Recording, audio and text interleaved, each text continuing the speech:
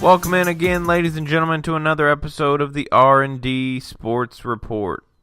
My name is Dishmond, and I am joined this evening, as always, by Rylee. Rylee, what's going on, man? Nothing much, bro. Glad to be here.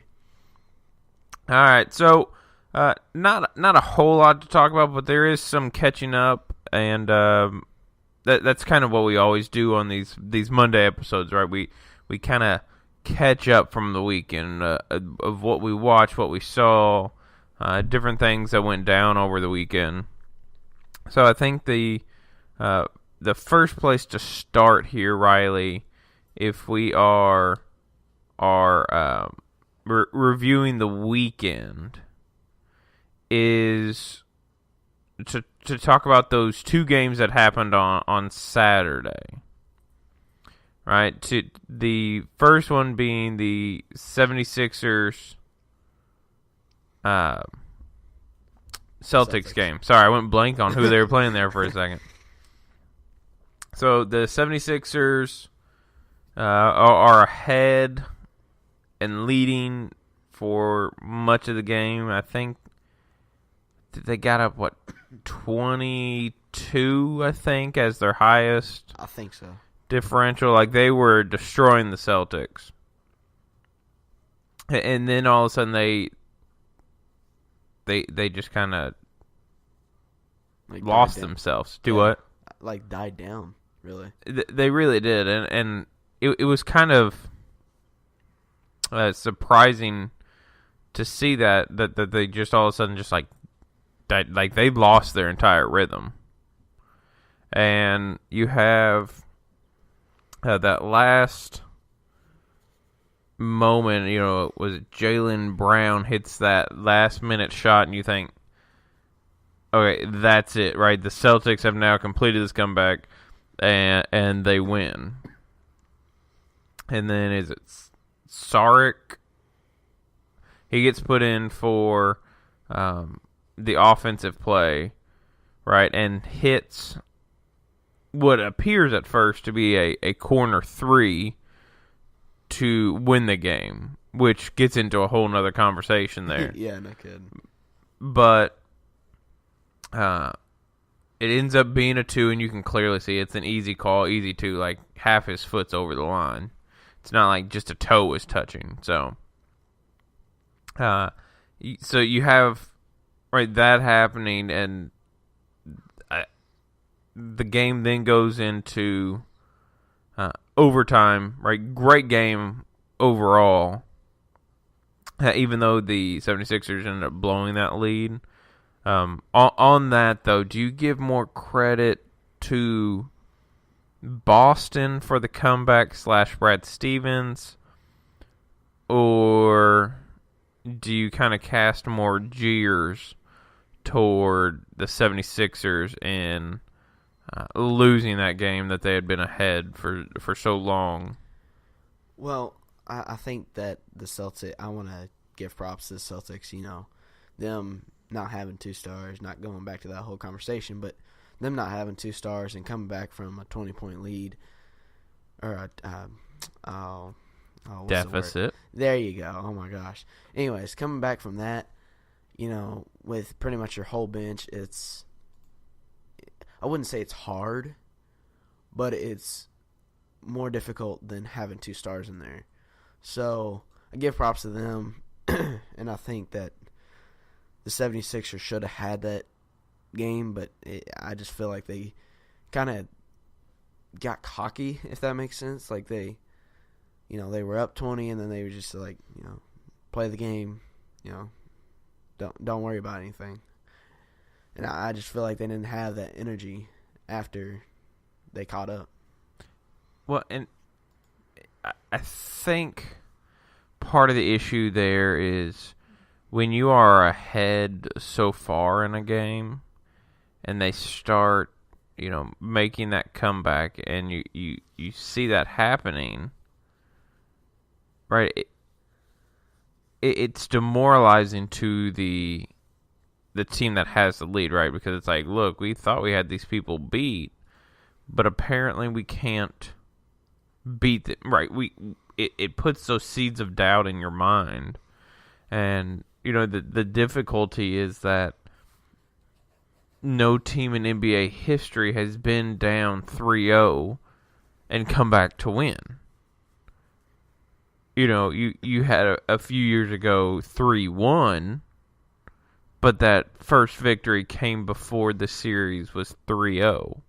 It was 2-0, they won the game, and then it became 3-1 with the Cavs and the Warriors, I believe. Yeah, the Cavs and the Warriors, which is like the past, 5 NBA finals.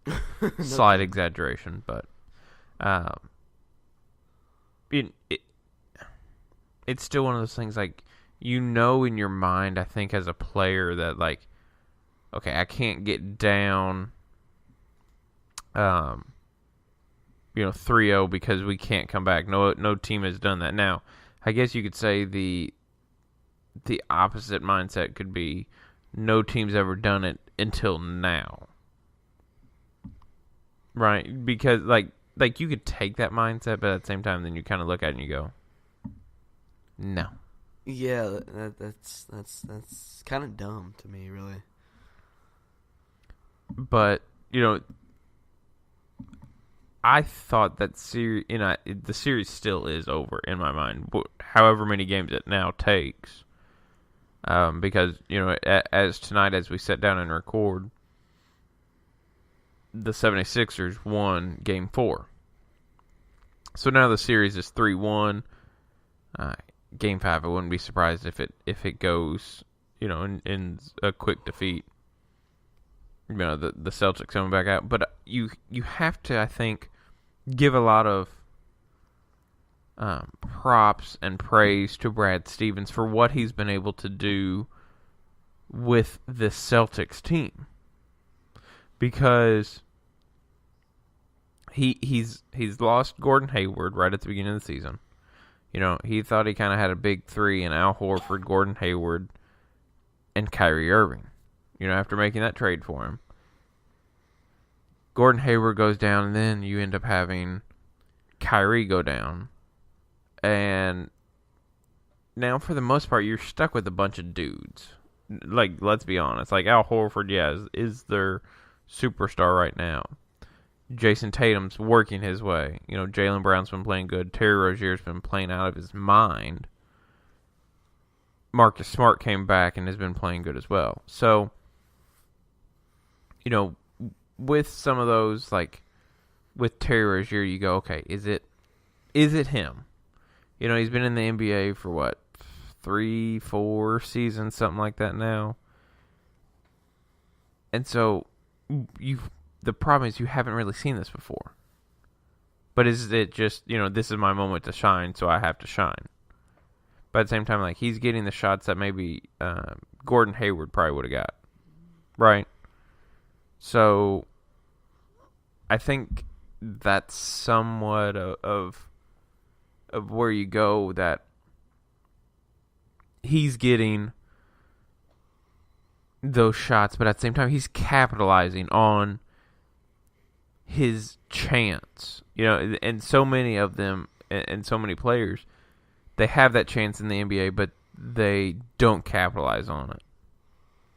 So, it's just, I don't know, it's one of those things that you look at and you go, okay, you have to give credit to the Celtics for the comeback. But I think you also have to, like, not necessarily give credit for the collapse, but that had to be playing into the Sixers mindset, right? But in the end, Boston wins Game 3, goes up 3-0. So essentially, for all intents and purposes, the series is over. And earlier we were watching, I think it was in 100 and some odd, like 179 games or something like that. Do you remember the number? about series that had been 3-0, like the records? It was like 178, actually, is what it was. But really, you're going to correct me on one? I'm one off, being one off. I'm just saying.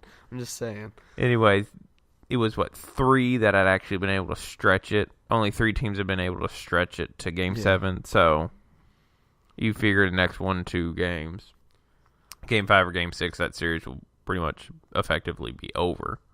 Well, not effectively. Officially be over. It's effectively over right now. Yeah. It just hasn't been made official. And so it also looks, with the Cavs going up 3-0 on Saturday as well, that you get another rematch of Boston, Cleveland for the Eastern Conference Championship. But before we go there, we need to go back to that game on Saturday, to the end sequence. Because here's my thing. Okay. And you're already laughing because you know where I'm going with this. Yeah, I do. Like, the guys watching, calling the game, they've got the monitor. Like, they never thought it was a 3. Nope. But the bench thought it was a 3. Like, they start storming the court with them. But the best part is they release the confetti. Now, if you're that operations person that is in charge of releasing the confetti, wouldn't you want to make sure that it was, because it's in a gray area there. Yeah. Boston's up 2 points. If it's a 2, it's a tie. It's not a win. But anyways, they released the confetti. It's like, that's like the old thing for the 76ers to do, is to, the old version, so to speak, of the 76ers is to do that confetti. That's how, the Browns would roll. I think it's funny. Like, how can you? I would at least make sure. Wouldn't you would want to make sure that it was a 3. Like, so maybe it's a slip of the finger. I don't know, but yeah. Press the button. Anyways,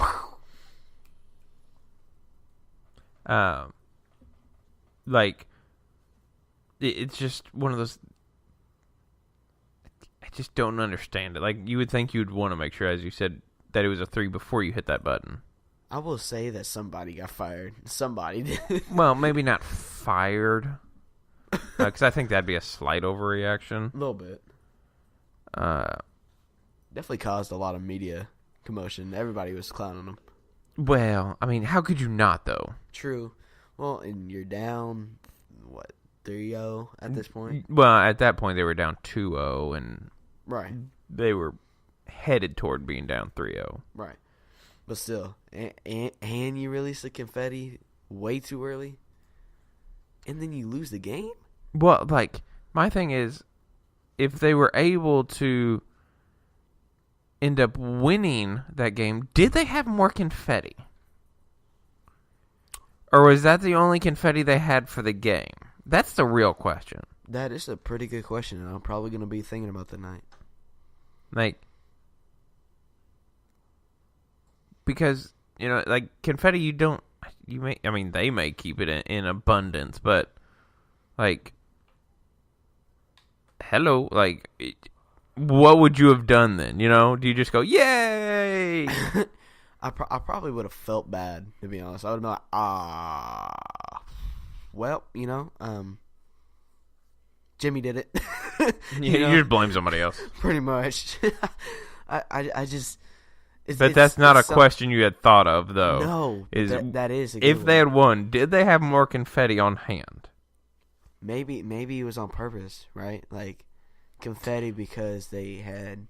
Well, I mean, it took, 7 minutes or something like that, 7-minute delay in between.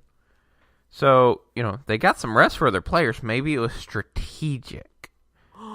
Dude was like, ooh, wait, if I hit this, they're going to have to wait till we go to overtime. I'm going to hit it. Maybe it was strategic by the 76ers. Maybe someone got bribed or something, That is. Dude, you got me way too into this. Well, I mean, come on.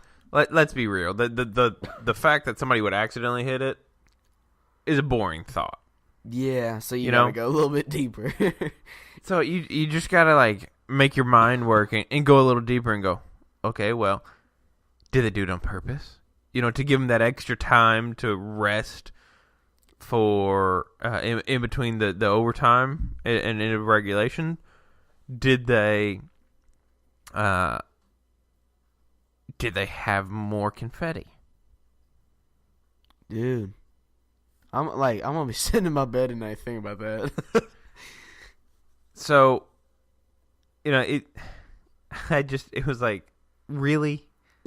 Like, really, Philadelphia, that's how you're going to do it? Like, you're going to drop the confetti early? But, besides that, I thought it was a really good game that both teams played. And that's the funny thing is that even when Philadelphia was ahead so much, like, you could tell Boston kept fighting, and you weren't going to count Boston out yet. No. I feel that they just kept the energy, and I feel like they just kept fighting, really. Well, it was almost like they kept fighting and it wore them out. Well, and when Philadelphia did, because, like, excuse me, you could see, like, Joel Embiid's conditioning, because, he was on kind of that minute restriction. Like, you can see his conditioning's not maybe quite what everybody else's is. It might be close, but it's not the same as everyone else's on the team. Maybe even on the court. But it's just something, to think about going forward. And obviously you would hope he'd be healthy, and he, that conditioning will improve. But it's just something that these 76ers are poised to be great eventually, by trusting that process. But at the same time, like, you look at Philadelphia and you go, LeBron could come in here and be like the savior. But I don't think that's the only option for Philadelphia. If the Spurs make Kawhi Leonard available for trade, I think Philadelphia has enough assets to be able to go and acquire a guy like Kawhi Leonard. But a team like, Boston, I don't think they would, while theoretically they could, in those trades you would probably have to give up a Jaylen Brown or a Jason Tatum. Why would you give up either of those when those stars look so promising, especially Jason Tatum? Oh, yeah. Like, if you're talking, like, actual rookies, like, I just got drafted last year, it's Donovan Mitchell, Jason Tatum. Like, in the way Jason Tatum has been playing, like, if you were doing it for the playoffs, I think you'd have a harder time choosing. Oh, yeah. Versus the season, because the season he struggled a little bit, obviously. And Donovan Mitchell seemed to have a better regular season. Which kind of gets us back into this whole debate, as we've been talking, Ben Simmons rookie or not. Technically speaking, yes, but, like, for what we're talking about, like, rookie, like, just got drafted last year, as I said. Jason Tatum and, like, Donovan Mitchell, I think that race is, like, would be closer. I totally agree with you. When you mentioned Jason, all I could think about was, like you said, I got drafted last year, and I do agree. I think it would be a harder pick because everybody went into playoff mode. They knew it was their time to shine, and they showed up. I saw something, going to the 76ers now. I saw something that it was like, I guess you could say it was like a meme, and it was Ben Simmons and Joel Embiid, and it had Allen Iverson in the middle, and it said the only guy that could save Philly now. And I thought,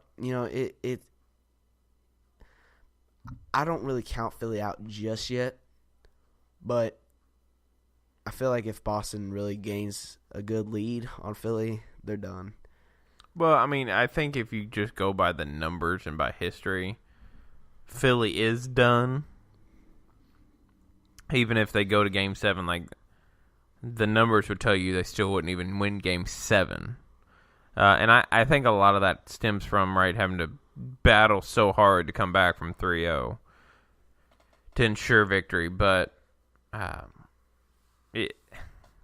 clearly we can already see that Boston will win this. Now, the other Eastern Conference game this weekend was the Cavs-Toronto game. And that game was just back and forth the whole time. I think Cleveland got a decent lead, and Toronto comes back. And the interesting thing to me though was DeMar DeRozan sitting on the bench,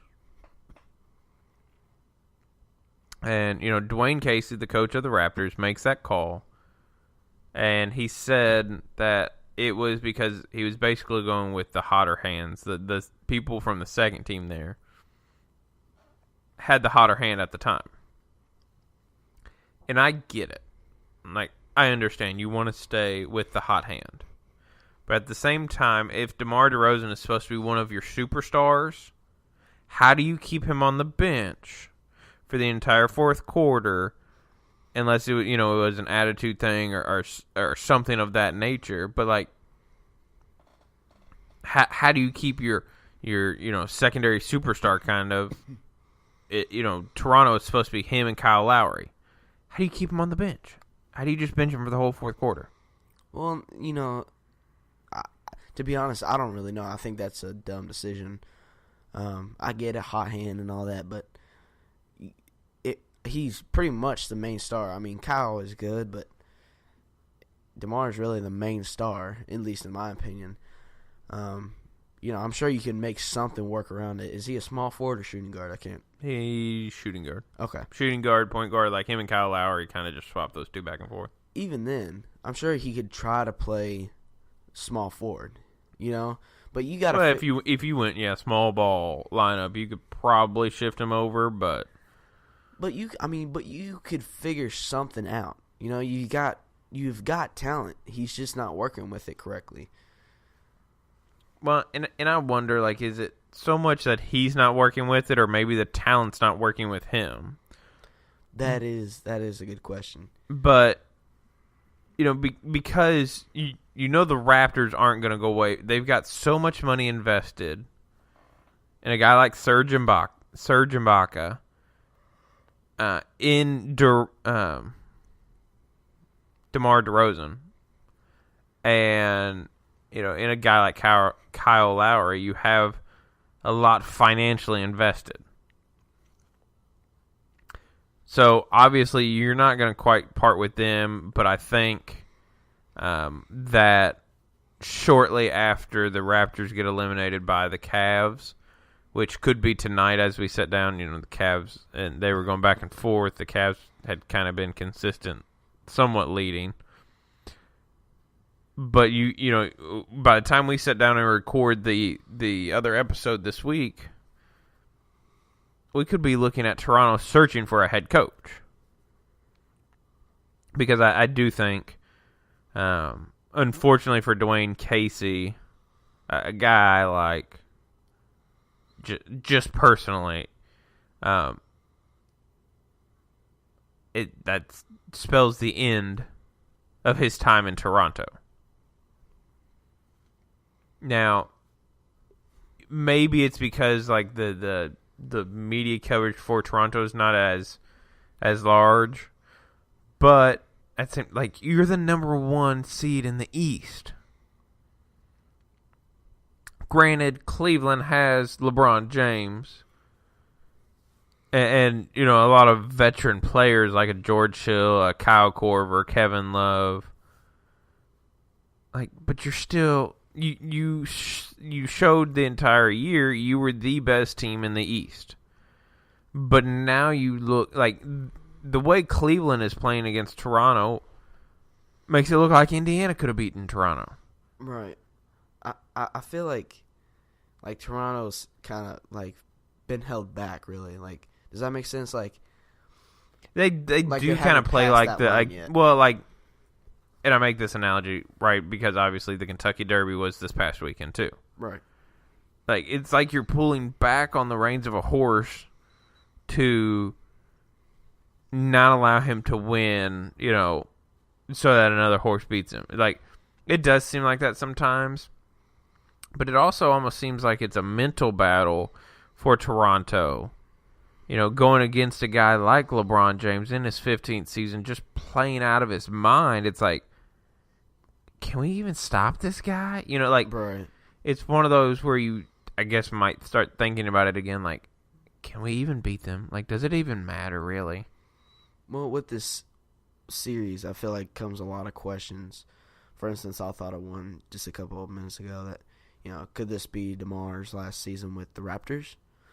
Could be. But, questions like that and LeBron and, the Cavs and all that, and it all goes back to that question of, is it the players that are stopping it or is it the coach that's stopping it? Well, and the only reason, like, you kind of have to, I think, put it on the players a bit because you're in the NBA, like, the talent there, Obviously, I don't think the coaches just roll the ball out and say, here, let's practice. But at the same time, like, you're not really installing a bunch of sets like you would in high school or like you would in, college even. Yeah, I totally agree with you. I think I like the Toronto Raptors, me personally. I will say this, though. Yeah. Talking about I want them to go back to having the actual Raptor on, like old school, like Vince Carter jersey. Yeah, like cool. That's what I need more in my life. Well, and like, that's like, I feel like they're trying to advance too hard. Does that make sense? They're like they're pressing. It seems like to try and advance. Right, like they're trying to become that new Golden State Warriors. Well, quick. Yeah, I mean they don't have the stars that like Golden State has, but and with Golden State we'll get to that game here in a minute, but it's just like they're freezing almost, when the lights hit. But I do also find it interesting that the Celtics in their opening round they go 7 games with the Bucks, right? That's a 7-game series.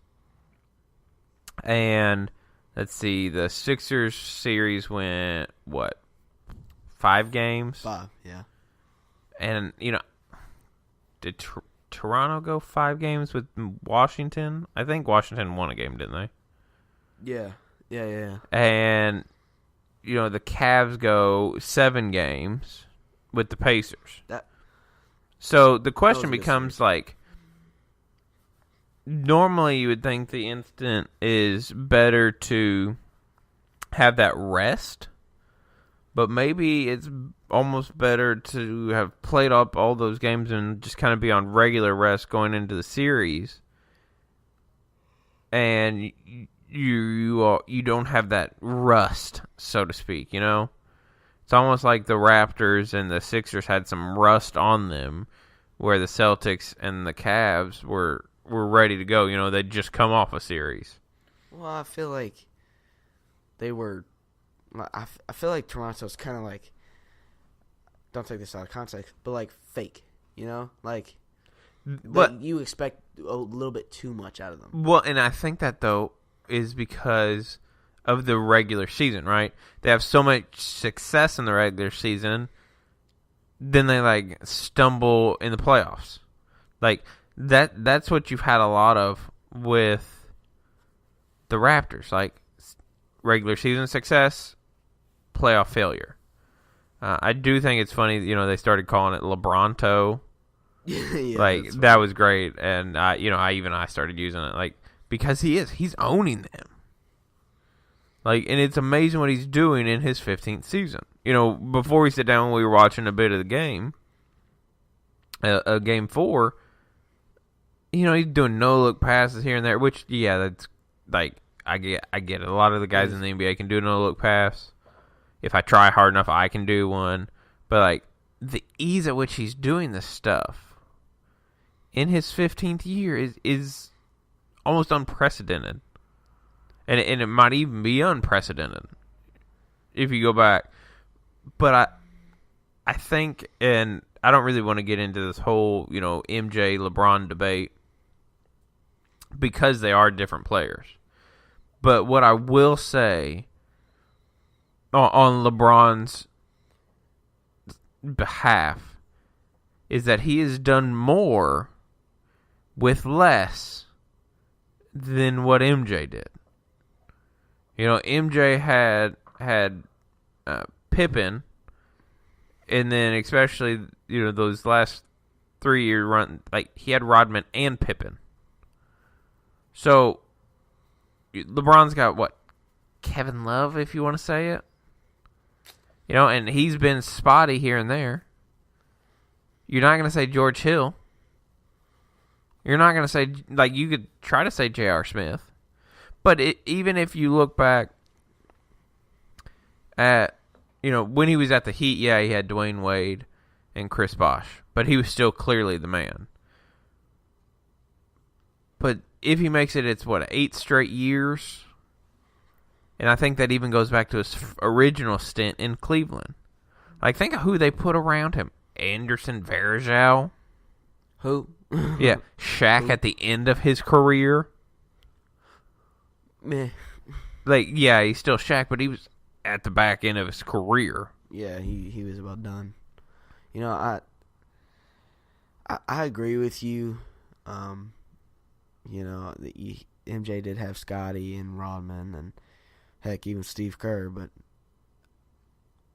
I'm not gonna say that LeBron's had the same as MJ, but I mean it was close. Like it was still like if I looked at LeBron as MJ, like LeBron at the MJ point would be probably at the Miami Heat because you got LeBron, MJ, then you got Wade, Scotty, and then you got Bosh and Rodman. That would probably be the only point in his career, me personally, in my opinion, I think would be the closest to MJ wise.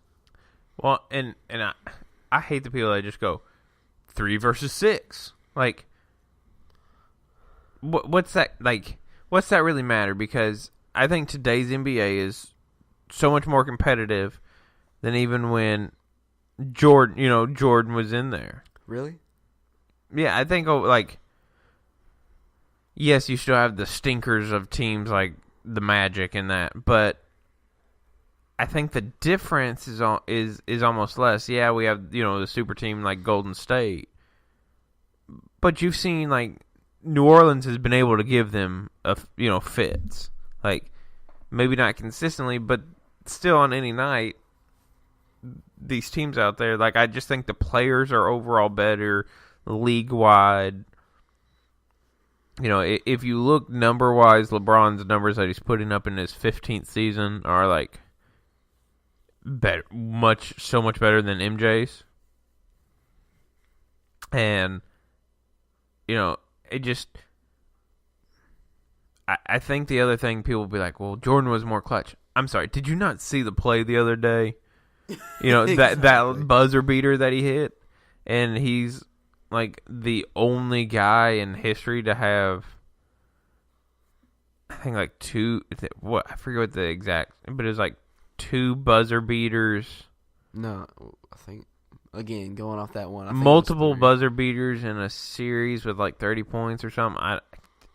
Something like that. The exact quote is not coming back to me right now. But like he makes that shot look so easy. He just, like a feather. Yet it wasn't. Like, there was nothing, like, he's drifting away toward the corner, shooting with his right hand, with someone guarding him on his right-hand side. Like, what's easy about that shot? Nothing. But at the same time, like, you also have to give Ty Lue some credit there, too. because they could have advanced the ball up to midcourt. But instead, they go at the baseline, and they inbound it there to give LeBron room to maneuver and kind of dodge his way through traffic. You know, I didn't watch the full game. I watched bits and pieces of it. But I woke up, and, of course, that shot was just everywhere on social media. Everywhere. Instagram, Twitter, heck, even Snapchat, and I kept watching it over and over and over again. Different angles, different speeds, and every time, like, he flicks his wrist so... I was going to say, he wasn't just pushing it. He flicks his wrist like he was taking an actual shot, Right. And, he literally tapped it like a feather. Like, if you watch the way it bounced off the backboard, it like, just kissed it, bro. It was like, mwah, and it just I right think, into the basket. There are some internet trolls out there that are like, he wasn't even aiming for the backboard. Like, no, that shot, he was shooting for the backboard. He was shooting to kiss it off the square right in. I was going to say. Like, he wasn't shooting to swish it. It hit the top of the square. Why? That's not a valid argument. It's haters. That's literally all it is. But let's hop over real quick to the Western Conference. The Houston Utah series, right, is what now? 3-1, I think, after this weekend.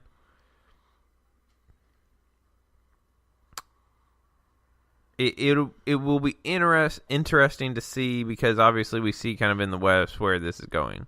Houston, Golden State. Ooh, that's going to be one heck of a matchup. And I say that because New Orleans showed some fight in Game 3. But then Game 4, you couldn't stop KD. And Drew Holiday can't guard him. He's too short. You don't really want to stick Anthony Davis on him the entire time, because then you don't have him as your rim protector. But we can kind of see, maybe the Pelicans can steal another game. Maybe the Jazz can steal one more game. But you can clearly see it's going to a Golden State-Houston matchup, which I think will be interesting to see if Houston can actually keep up with Golden State's offense. And, when New Orleans beat them the other night, right? New Orleans beat Golden State by playing Golden State ball. Moving without the basketball, through all these screens. That's how they beat them, playing their own game. But I'm kind of looking forward to that Houston Golden State.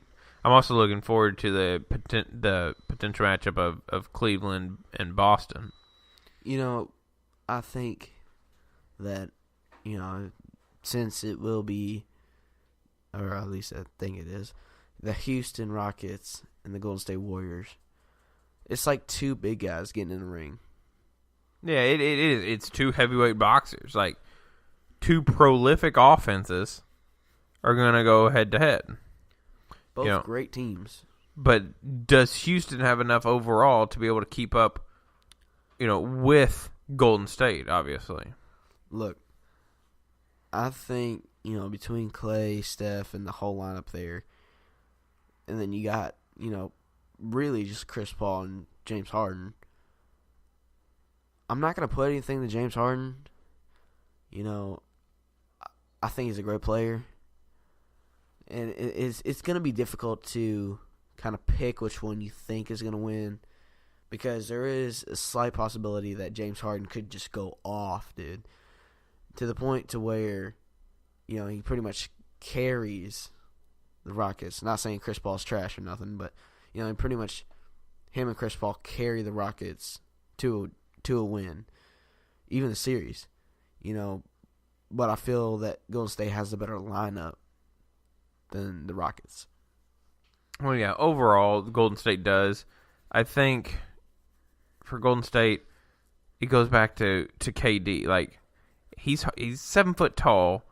He's hitting those fadeaways the other night, posting people up, hitting that fadeaway.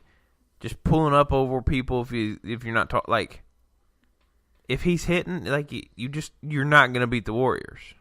So it'll be interesting for me is how Houston can defend if they can not allow them to get clean shots, get easy shots, and if they're able to kind of thwart Golden State's offense. But looking forward to what appears to be a Houston, Golden State, Cleveland, Boston, Western Conference Final, and Eastern Conference Final. But, I think if you start at the beginning of the year, those are probably the 4 teams you would have said would have been there. But at the same time, like, I really am impressed with Cleveland. Because that first round with Indiana, they looked awful. Like, it looked like it was going to be LeBron's first series loss in the first round of the NBA playoffs. But then out of nowhere, like, it's almost like that team just, like, clicked all of a sudden. But I think what they also did is they started trusting more in those veterans and the people that had been there. Like, you haven't seen a whole lot of Larry Nance Jr. playing. You see Clarkson come in every now and then. Like, those players they traded for, you're not seeing all of them. Tristan Thompson is apparently now playing basketball again, wherein he had disappeared forever, prior to that. So, like, with the way it's constructed now, I lean toward Cleveland getting again to the finals. But I'm going to hold off on that, like, official prediction until we get there. But another thing to mention on the NBA aspect is that Stan Van Gundy, although it was said last week that he would probably be staying in Detroit, that it was looking like he would be, he's out. So now they're out their president of basketball operations and their head coach. So, where do you go from here if you're Detroit? Obviously, that Blake Griffin trade didn't quite work the way they thought it might. And, maybe that's some of the reason, considering Stan Van Gundy would have executed that. But, be interesting, Dwayne Casey gets fired from the Raptors. Where does he land? Is it a place like Detroit, or does he, go somewhere else? There are other openings available. The other thing to mention is the Bucks, and to give them a little bit of love for one of the candidates that they're interviewing. And her name just escaped me. I literally about to say it is it Becky Hammond? I think that's it. I know it's Becky. I know that for sure. I think it's Becky Hammond. Like, I literally, and you saw me sit here. Yeah, as I went, I was like, wait a second. Where'd it go? Where did the name go? But anyways, they are interviewing her, not, for any other assistant position or this, like, to be the head coach. And, LeBron has been quoted before, and even other players. And I mentioned LeBron just kind of because he's the biggest voice that the NBA has. But, if she can coach, what's it matter? Those guys aren't really going to care as long as she can coach. As long as she can bring it herself. I was going to say, bring the wins. I think, like, it's not going to matter. But I think it would be an interesting dynamic, with her, and, it's not like she gets a terrible team that as her first. She's not getting the Orlando Magic. She's getting the Bucks, who are an 8 seed, that have Giannis, have Eric Bledsoe, have Jabari Parker. Tony Snell is there, well, not a huge name, but, still a pretty good player. I feel like I'm forgetting a couple people there, but going back, the whole Bucks situation there, but going back to Detroit it's such a huge downfall right now for them that like they just keep falling in this huge hole and they can't climb back. They can't climb out of it. With the whole Griffin trade, they hope to get a ladder, but apparently not. I feel for the players because I know that they tried hard to do what they could. One of them being Blake Griffin, but a problem is Thunder did lose to the Jazz this year in the finals, so they could possibility. Now, I'm not saying it will, but possibility. Not Donovan. Is it? Yeah. Oh gosh. Oh, what's his name? Billy Donovan. Billy Donovan. Oh my gosh. Donovan Mitchell, get out my head. Anyways, Billy Donovan could be open for the job, and Dwayne Casey could take over Billy Donovan's job. But I don't know that whole situation there. But I think there's openings for Detroit. Well, and you're right. We may not be at the end of all the openings. I think Billy Donovan is safe, maybe only because trying to put a team together and make it work within a year is difficult, right? You saw even with the Miami Heat when they had LeBron James, Dwayne Wade, and Chris Bosh, like it took them a while to get their groove. And I did look it up here while you were talking because I wanted to get her name right. It's Becky Hammon, not Hammond. I put a D on the end of it, but Hammond. Yeah, Becky Hammon, Hammon. But she's one of the people that has apparently interviewed or has an interview scheduled for the Milwaukee Bucks. So it appears that the Milwaukee Bucks aren't just like limiting themselves, like they're open for anything. So props to them. But I do want to go now into a little bit of a different direction because what we're going with here, right? It kind of popped up someone on my news feed, and I'd seen it, heard it, and really had to get your thoughts on it. And it'll make sense as soon as I tell you. But when you think of summer, like what's one food, so to speak, that helps cool you down in the summertime? Well, first thing that comes to mind is ice cream, but there you go. So you and I both love ice cream, correct? Yes. Where is this going? Yeah, it's a scary thought. Now, it really is. You like ham, correct? Ham is delicious, especially with mayo. How about it with your ice cream? What? No.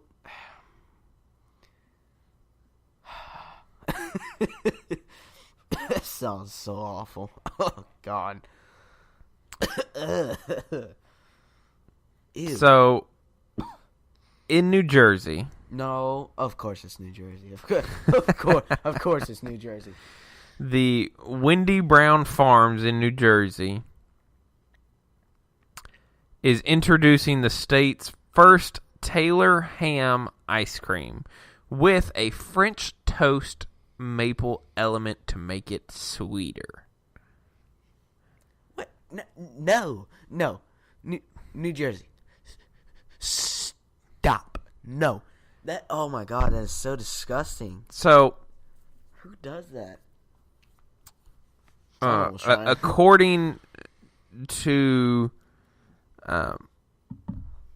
NewJersey.com, I'm assuming this is because it says NJ.com, each 2.5 gallon container includes 2 pounds of Taylor ham. So look, you can get your ham, you can get your French toast maple element and ice cream all in one serving. Someone must have been like so bored to the point they were like, dude, what, dude? Yo, dude, we should try some ham and ice cream. No, that's where you go. I'm too lazy to eat my ham and then scoop out the ice cream. but I really like my ham to have a mapley taste to it. Ooh, I like my ice cream. Why don't we combine them? And it's like, no. You leave my ice cream alone. You leave the ham alone. And then if you want to give me a French toast maple element, give me French toast with maple syrup. Like, let's leave them all separate from one another, please. Ew. And so I saw that. And then, like, the next day, I saw this.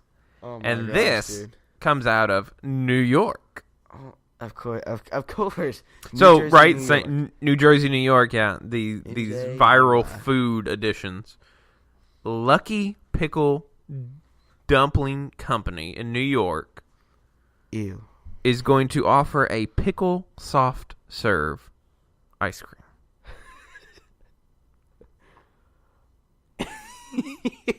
So apparently this is like every pregnant lady's fantasy here, I guess, because you can mix your ice cream and pickles that a lot of pregnant women crave. You can just get it your fix here in one setting. I don't even know what to say. They literally ruined the name of ice cream. Okay, look. You imagine watching the Cavs and the Toronto Raptors, right? Right, you're sitting down having a good time, right? And you're eating your strawberry ice cream, right? You're eating your strawberry ice cream. Strawberry, right? Okay? Strawberry for right now, okay? Oh, you get such a big old bite, right? Nice, cold-looking ice cream. You bite down, you feel something chewy. It's freaking ham. Why? Why ham?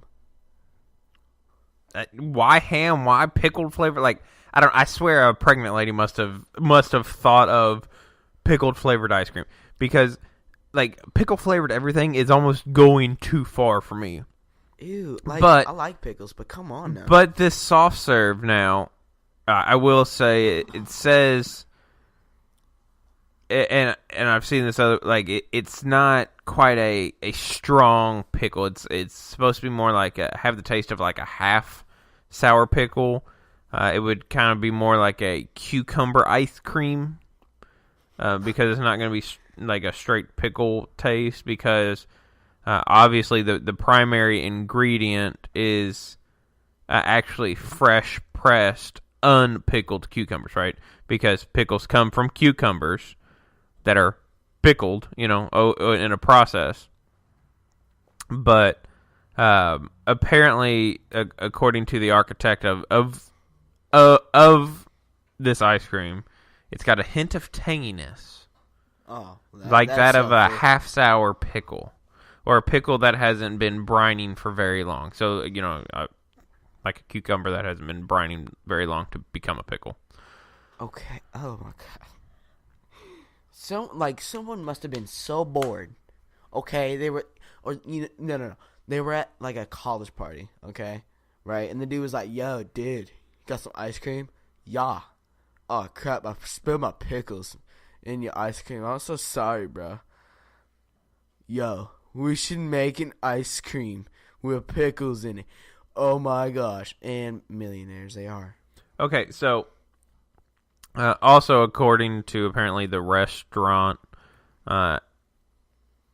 it's actually supposed to function more as a palate cleanser for the spicier dishes at the restaurant. So it's supposed to help take the heat out, help kind of cleanse the palate.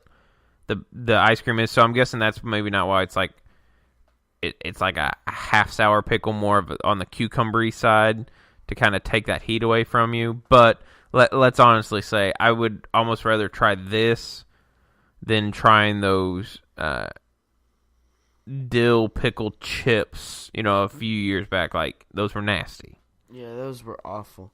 But, if I make you choose, which one are you choosing? The Taylor ham ice cream, or are you going with the pickle ice cream?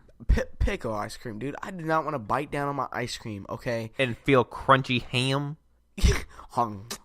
Yeah, this is delicious. Like, okay, is the ham cold, or is it like No, it's gonna be cold. It's an ice cream. What do you think? It's gonna be warm? Okay. It's gonna melt the ice cream then. That was a dumb question, but Now there are no dumb questions. But in case you are curious, people, just refer to the last question by Rylee, and that's what we consider a dumb question. Hashtag leave a review of how dumb that was. Anyways, is the ham fried? I mean, I don't know. I didn't really get that in. I'm Like, just like saying, I didn't like- get that intense into it. Maybe it's a baked ham. I don't know. Baked ham. There's fried ham, baked ham. Oh my gosh. I just like I got ham at home, right? And I love ham mayo sandwiches, even with lettuce on them, right? I just don't. Why would you want ham? Like, I can get behind this pickle ice cream a little bit easier than I can the ham ice cream, because if it is also supposed to function as a palate cleanser, like, I can get behind that a little bit more. If you take it on a spicy dish, that's Just too try much some for you. ice cream. How about that? Just strawberry How ice cream. How about you just leave the ice cream alone? Yeah, no kidding. Just give me vanilla or strawberry or chocolate. Like, I don't care. Quit trying to put ham in it. No Quit trying to kidding. make it taste like I'm eating a pickle with my ice cream. Like, leave it alone. No kidding. Now, pregnant women might like the idea of both of these because it's like a craving wrapped up in both types of ice creams here. But for me, for you, no. Just no. It sounds so awful. Look, while we're on the topic, okay, of like ice cream, okay, okay. I told you yesterday, and let's see how the viewers think, okay, listeners, viewers, whatever. We love you. Listen, hot dog, chocolate milkshake. That sounds awful. You're getting a drink of your Coke. Look, you've been trashing ham ice cream, and yet you're going to throw in a hot dog chocolate milkshake? No. Like, I'm not saying that would be good. I'm just saying while we're I on the know. topic of trash things, I figured I'd throw that in there. But please, like, keep those ideas to yourself, because if someone listens to this, apparently in New York or New Jersey, like, I'll put somebody out of business. no, you're not going to put somebody out of business. You're going to make them business, because they're going to come up with this thing. And it's all because of you that we're going to have hot dogs in our chocolate ice cream, in our chocolate milkshakes. Like, if you're going to put anything in chocolate ice cream, it better be a fry going in to scoop up some Frosty. No. Dude.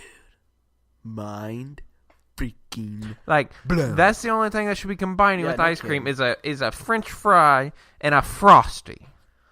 Frosty the Snowman. Sorry. But with all that said, Yes. I think it's time to wrap this up before we get on another tangent Yeah, no about ice kidding. cream. So, we are efforting, I guess, if you want to say. We are working on lining up another guest to do an interview with us and be available on the next episode this week. And we are working toward that as diligently as possible. So, with that, if there's someone you want us to try to get on, hit us up. You can hit Rylee and I up individually. I am at _RD Sports. That's DISH, obviously. _RD Sports. Rylee is at Rylee RD Sports. Rylee is RYLEE. And then _RD Sports Report. Yes, I was just spelling out Rylee for you. No. Never. You can also hit us up on Twitter. The podcast page is at RD Sports Report. Facebook.com/RD Sports Report if you prefer using Facebook. Also help us out and go like, subscribe, whatever you got to do to get this podcast coming to you every time it drops. Also, if you could, to help us out a little bit, write a review, leave a rating. We only take 5 stars. And yeah, just help us out there. In that way, it also helps for you all interacting with us too. helps us to know how to kind of understand what you all like more, what you all want to hear more of, or maybe from whom you want to hear. So hit us up at dish_RD Sports, at Rylee_RD Sports. Once again, it's RYLEE. And with that, Rylee, was fun once again. Nice getting back in the groove. Definitely. This is 2 podcasts within a week's time. So we got another one lined up for this week. And with all that being said, that'll do it for another episode of the R&D Sports Report.